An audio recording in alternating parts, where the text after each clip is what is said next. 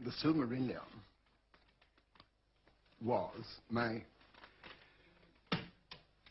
the primary, central work of my father's secondary world.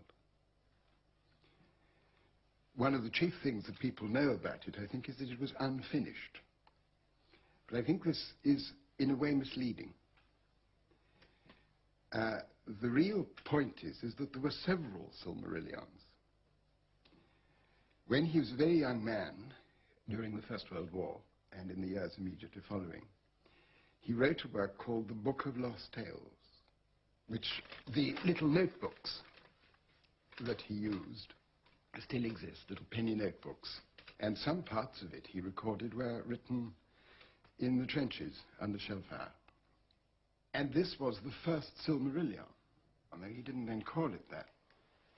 It's quite unlike his later manner of writing, when he adopted a much more remote, exalted even, manner for his mythology. It's more immediate. It's even funny. It's written in an extraordinarily flowery, consciously archaic manner, which I think is very attractive.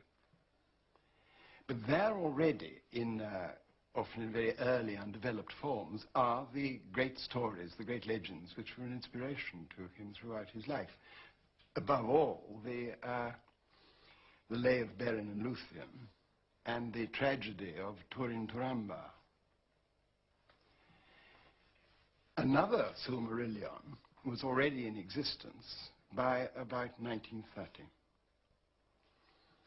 And that is very different. It's as I say, it's in a more remote style, and it's more chronicle-like.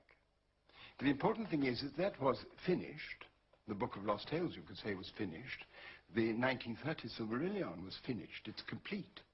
A completely enclosed myth, not presupposing any later ages. And at that stage, the Hobbit had no connection with it.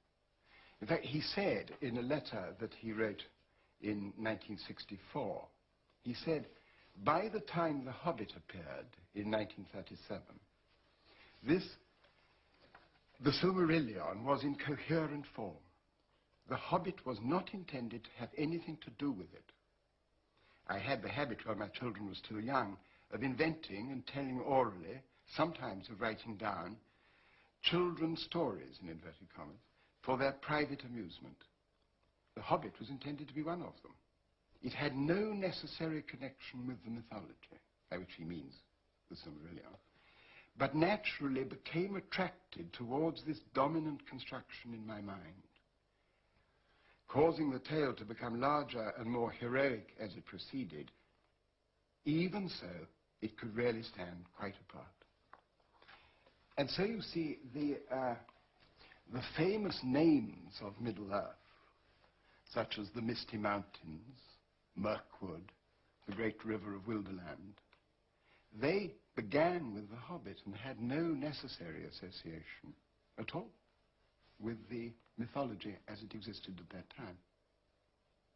The Lord of the Rings began as the sequel to the Hobbit. But this dominant construction in my mind, as he says, attracted everything into it. Attracted the Hobbit, and still more, of course, attracted the Lord of the Rings. So the Lord of the Rings becomes, in the most complex fashion, both the sequel to the Hobbit and heavily